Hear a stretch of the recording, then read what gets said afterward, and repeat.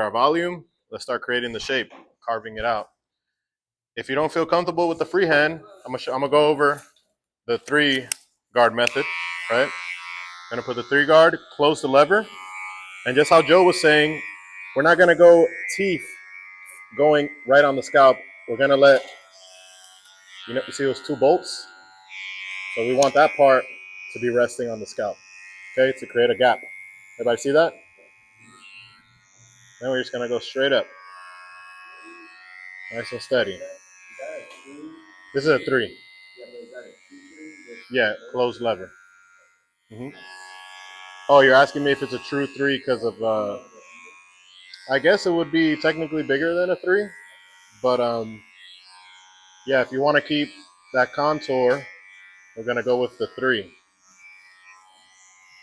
And I like to think of it like we're just creating a straight wall, okay?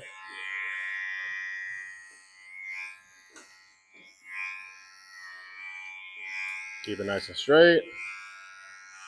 You can kind of see the shape already coming together.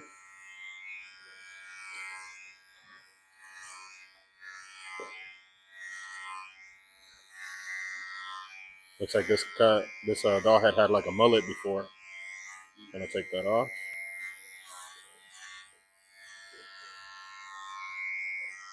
And then this is how I'd be holding it when I'm doing freehand. You know, normally when we're fading, I always hold it in the back and in the front.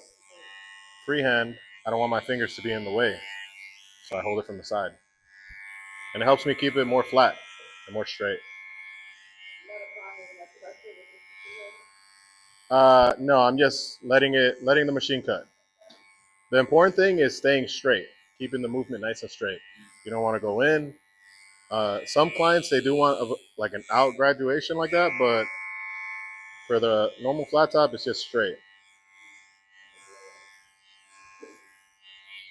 And then if you want to see it freehand with no guard, same technique.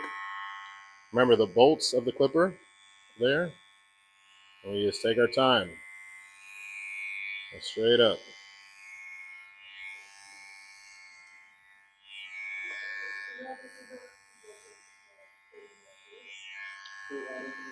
Yeah, freehanding.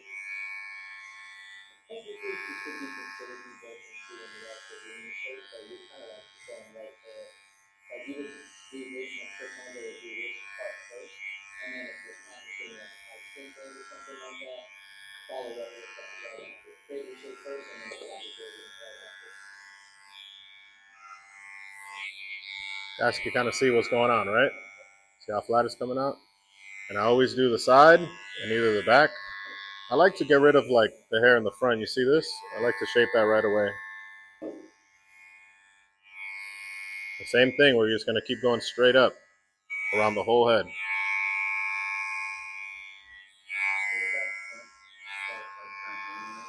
Yeah.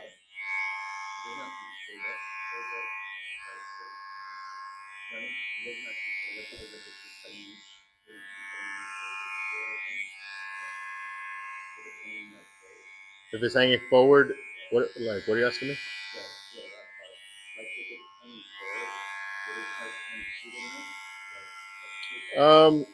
You are cutting, I guess, the fringe hairs shorter, but the shape is still the same.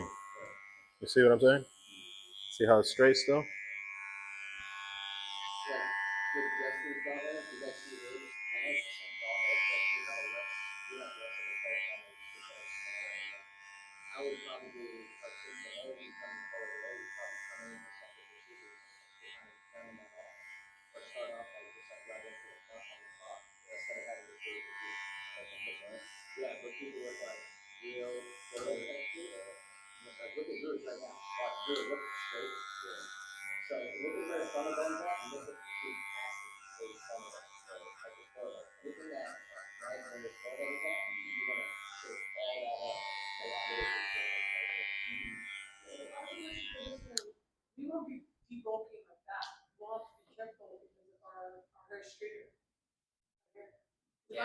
Yeah.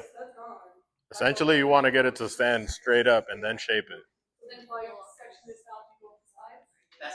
Yeah. There you go. Exactly. Section that segment number 3.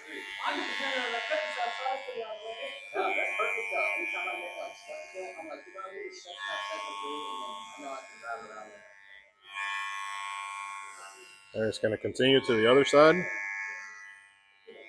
notice Sandro's body positioning too. Look at like where he's Front of the shoulder. My body position is always, I'm always capturing the silhouette. I don't want to be like too close or like right on it. I want to see the overall silhouette the whole time. I try to stand up straight.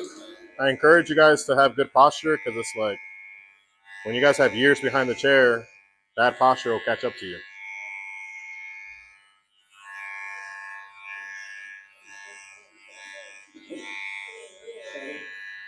It's too late, huh?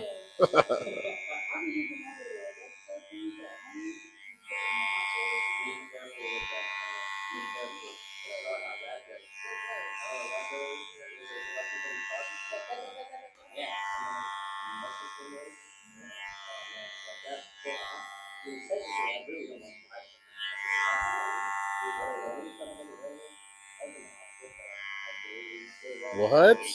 Off the massage gun? So I was sore from the gym.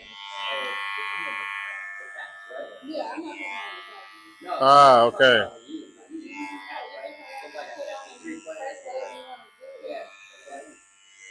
So you know that muscle stimulation, right? So if you're sore, your muscles really muscle down. And adding that, taking it all high, just put my muscles in the rest. And what rhabdomyolysis is a condition where you break down your protein so much that it gets into your bloodstream. And protein is not quick. So if it gets into your bloodstream, it doesn't filter like blood, sure. In your bloodstream. And if you clog all your arteries, you get no blood flow. So all your arteries will be the worst thing I ever had in my life, bro. Yeah, I don't use it too often. I literally just have to search for it. I use it like 3 times. I would say, don't do it when you I don't use it every day. Don't drink that boy up high either. I'll never put it on high because I can't even handle it all the way up. Because it's like different ones you can let it on. Oh, yeah, you put on your lower body. I used to put it on my shoulders. It should be having you like lift up.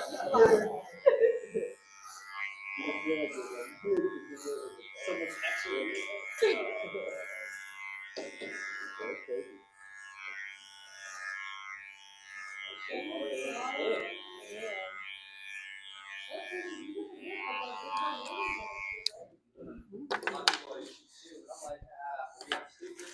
No. You want to bring it up a little?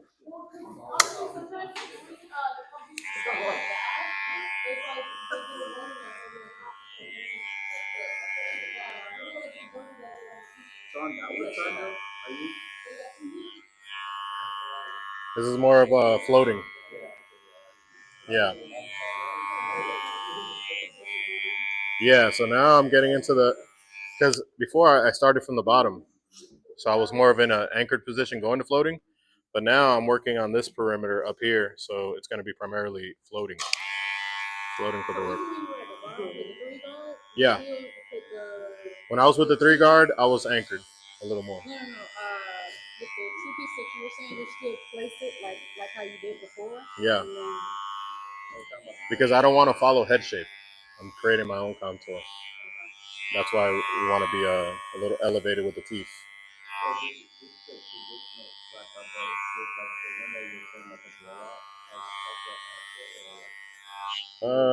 It's a little more straight. Kind of looks like what's Frankenstein's wife? You know, the wife of Frankenstein. Kind of like that kind of look.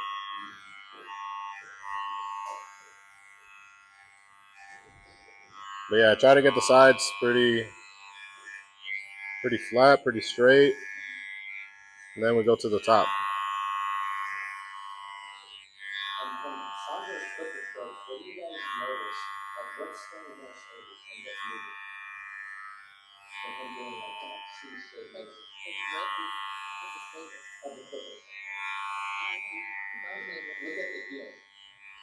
Oh yeah, it's like right there. Yeah.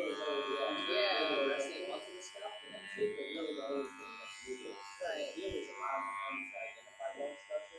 And the teeth is actually what's cutting it out. The teeth is parallel to the heel.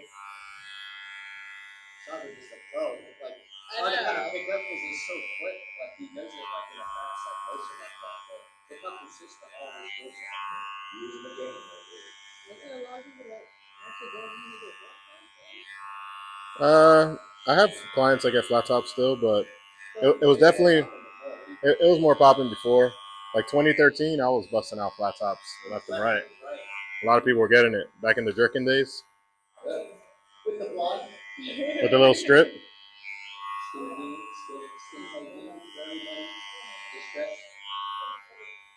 And when you guys are doing the freehand, take your time with it. You guys see it fast now, but when I started, there was times, whap, little hole right there. You know, it's hard to come back from that. Hard to come back from that. Trust me. And then. Well, I know you wanted a flat top, but you had to do something else. And then the thing with these flat tops too, like if your arm bumps into it, it's like it messes up the shape. So you always just want to keep the blade. You know, only the blade is touching it. So we can start creating a sharper shape.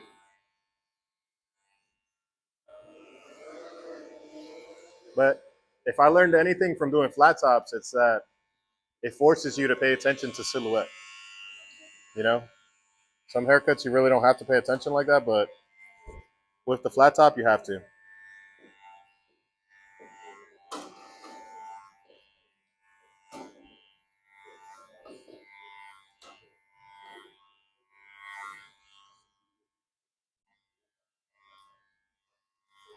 And I like doing it on the top from the front to the back.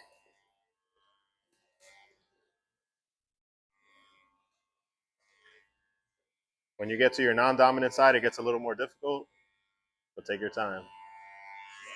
And then after you do the top, you see how it kind of created, it left like rough edges on this edge. So instead of going up, we're just gonna go like this. And you know, if this was a chair, I would just spin the client slowly.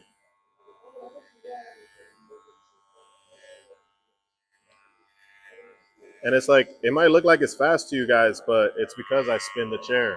I'm not like stopping and moving around and doing all of the extra stuff. With time, you guys will become more efficient behind the chair with your tools and all that.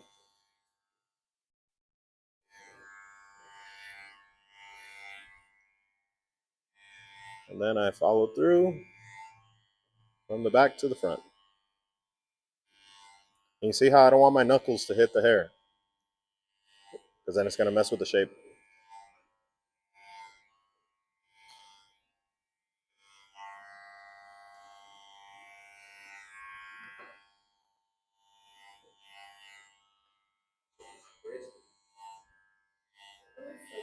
Right? And notice, like, you guys see how flat his blade is there? Technically, when he was coming from the ground up, it was like more on like the flatter side. The only thing again that tilts is right to that. But no matter if he's coming in from the top, from the side, right towards the back, that blade is always positioned that way to defend from both ends.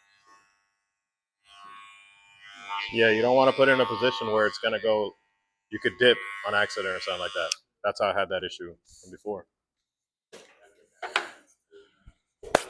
But yeah, let's start working on the sides. Try and create that wall, right? And then once you guys feel good with that, we'll move on to the top. What you mean? Y'all got this. What you mean? Big bands, 848, tap in.